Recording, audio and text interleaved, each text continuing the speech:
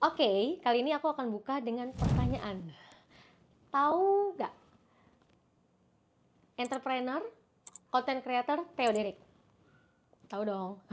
Atau ini, dokter yang diundang di mana-mana di podcast. Ayo tebak, udah pasti juga ya, kayaknya udah nggak asing sama dokter Tirta ya.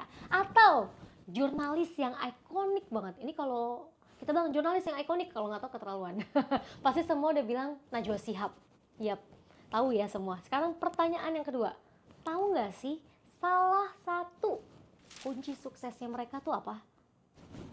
Pengalamannya, pengetahuannya, kontennya, strategi marketingnya ya, strategi kontennya. Tapi satu aku kalau boleh tambahin adalah public speakingnya. Yap, karena gini, mungkin banyak orang, ada orang yang sepintar mereka atau bahkan lebih pintar dari mereka. Ada yang lebih pintar maybe dari Theo Derek. Ada juga profesor-profesor dokter yang lebih cerdas lagi dari dokter Tirta. Ada lagi juga tentunya yang pengetahuannya mungkin lebih luas dari Najwa Shihab. Tapi ada nggak yang bisa mengemas isi semua itu, mengemas itu semua saat jadi satu package semanis mereka sehingga ya mereka kita kenal gitu. Nah, ini kita akan bahas apa aja sih aspek-aspek yang ada di dalam public speakingnya orang-orang hebat itu.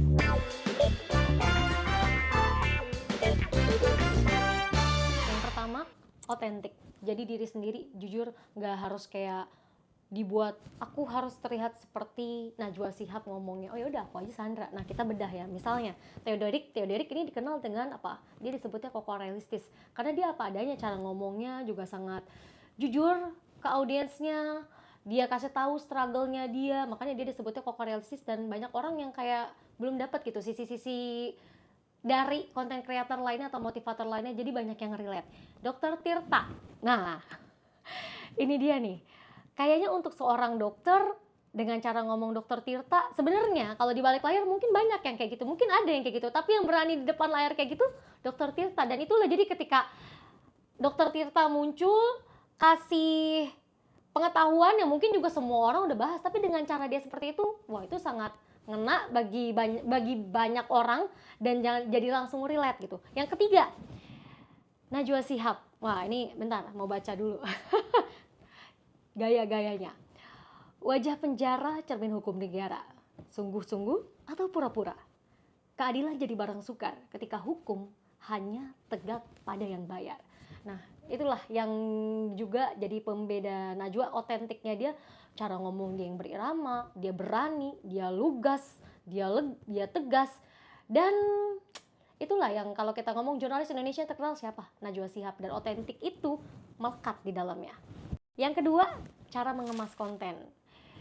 Banyak caranya, tapi yang dipakai mereka adalah yang pertama storytellingnya, yang kedua sesuaikan sama audiensnya. Storytelling, sadar gak sih cara mereka menyampaikan pesan? Tadi di awal aku sempat bilang bahwa oh banyak yang lebih pintar dari mereka atau setara pintarnya, tapi belum tentu bisa ngemas konten kayak mereka. Dalam hal ini adalah contohnya Theo Derek, dia ini koko-koko yang struggle terus sekarang sukses. Biasa kan kita kalau oh koko-koko Cina udah enak gitu hidupnya ya. Tapi dia kasih tahu sisi struggle-nya, dia ceritain, jadi dia bukan hanya kasih kita ilmu, tapi dia kasih kita cerita. Jadi kita ngikutin tuh ceritanya, dia mulai dari susah, terus dia mulai nanjak, jadi dia jualan sambil kuliah, terus juga buka pameran sampai sekarang ya. Jadi kita ikut, bukan hanya dapat ilmunya tapi kita dapat ceritanya, storytellingnya, dan orang Indonesia suka banget itu. Dokter Tirta, dia storytellingnya dari apa? Oh dari dia cerita pengalamannya, oh pasien saya gini gini gini gini, ada yang ngobrol sama saya gini gini gini gini, dikemas dengan caranya sendiri yang diselipkan dengan lelucon, terus yang nyeplos nyeplos. Nah terus juga Najwa Shihab, jurnalis banyak, tapi yang bisa mengemas dia dengan rima, dengan ketika lihat gesturnya, tatapannya, itu tuh ini kelas banget. Nah itulah mereka menggunakan cara storytelling. Dan tentunya yang kedua tadi adalah mereka sesuaikan sama audiensnya. Balik lagi, mereka bisa mengemas itu disesuaikan sama cara audiensnya. Kalau misalnya analis ya, oh seperti Theo Derek ngasih tahu ini tuh harusnya investasinya seperti ini kalian tuh harusnya tuh buat bangun perekonomian kalian dari yang sulit ke sukses kayak gini, tapi dengan cara oh bahasa mereka, belum tentu nyampe, belum tentu ngerti ke audiensnya, tapi Theo Derek bisa melakukan itu. Dokter Tirta bisa boom melakukan itu pun dengan Najwa. Kalian ngerasain kan? Keahlian teknik vokal, berbicara, dan teknik bahasa nonverbal. Kalian tentunya sadar ya, cara ngomong mereka tuh bener-bener beda dari yang lain dalam hal adalah bagaimana mereka intonasinya, penekanannya, dinamikanya. Contohnya Dokter Tirta, dia bisa ngebangun ketika wah beda tuh kan kalau dia ngomong kan cerita nah kita dibawa roller coaster. Jadi jarang banget kita temuin dokter yang seperti itu ya. Dia menguasai teknik berbicara dan dia bisa bawa emosi kita yang nonton kayak ikut di situ. Pun Theo Derek, pun Najwa Shihab. Dia tahu kapan harus bertanya, dia tahu kapan harus kayak nyindir.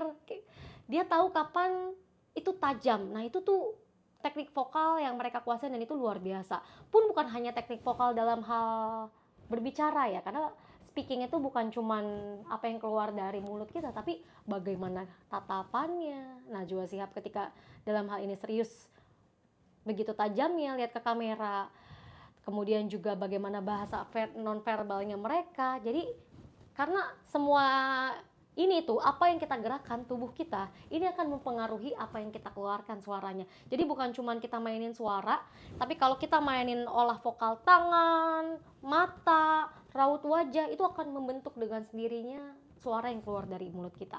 Yang terakhir, kedalaman konten dan riset. Jadi tentunya untuk berbicara seperti mereka, kita tuh tahu bukan cara ngomong mereka yang bagus aja, tapi karena isinya. Karena kalau misal cara ngomongnya bagus tapi nggak ada isinya, tong kosong nyaring bunyinya. Tapi kita tahu mereka semua nggak kayak gitu, karena mereka isinya bagus, cara penyampaiannya pun bagus, dan itu didapat dari mana? Tentunya dengan pengalaman yang mereka lakukan, riset yang mereka lakukan. Najwa Shihab ngomong berdasarkan data, berdasarkan fakta, berdasarkan riset. Ini membuat dia terlihat lebih kredibel tentunya. Terus juga yang kedua adalah bisa beradaptasi. Jadi gini, kita lihat ya Derek misalnya, cara ngomong dia ketika buat konten, ngomongnya pakai gua lu, sampai tuh ke audiensnya yang memang mayoritas adalah Gen Z gitu. Tetapi ketika dia diundang di TEDx, cara bicaranya akan berbeda. Tapi masih Theo Derek nggak? Masih. Jadi mereka bisa menyesuaikan diri. Oke, di acara misalnya di acara formal harus seperti ini, di acara semi formal oke agak nyantai, di acara nggak formal ya udah ngomong sesantai mungkin gitu, mungkin maybe gue lu gitu ya, tapi tetap kita tahu ini memang versinya Theo Derek. Nah, Najwa Shihab pun versinya beda lagi tentunya. Jadi mereka bisa beradaptasi dan tentunya isi kontennya kuat dengan pengalaman dan juga riset. Nah, terakhir pertanyaannya, tahu nggak sih kenapa aku bahas ini? Karena apa? Karena di era sekarang skill public speaking itu bukan suatu pilihan. Coba tulis di kolom komentar satu industri yang nggak perlu di sana kita punya skill public speaking. Ada? Ada sih. Tapi kalau kita mau go extra mile, kalau kita mau dikenal, kalau kita mau beda dari yang lain, kita harus punya skill public speaking. Misalnya ya di industri IT. Depan komputer, teknis, ngurusin jaringan dan lain sebagainya, kayaknya nggak perlu deh punya skill public speaking. No, karena tentunya teknis itu gimana cara kita bisa menyampaikan ke CEO, ke pemilik presentasi, ini tuh harus seperti ini loh, jaringannya harus benar loh, kalau nggak bisa berpengaruh kepada jalannya bisnis perusahaan dan lain-lain. Nah, itu perlu teknik, perlu bisa ngomong, perlu bisa ada skill komunikasi. Plus yang kedua, tentunya di era sekarang bukan menjadi suatu pilihan kayaknya nggak usah public speaking buat orang-orang tertentu doang, enggak. No, semua harus bisa ada skill seenggaknya dasar public speaking. Banyak sekarang orang rame-rame jadi content creator, right? So buat kalian yang nggak mau jadi content creator, kayaknya aku nggak perlu deh punya skill public speaking. No, buat komunikasi ke atasan, buat komunikasi ke yang lain, ini adalah skill dasar yang harus kalian miliki. Jadi pertanyaan terakhir lagi, gimana? Mau belajar public speaking atau kayaknya nggak perlu? Ayo kita belajar bareng yuk.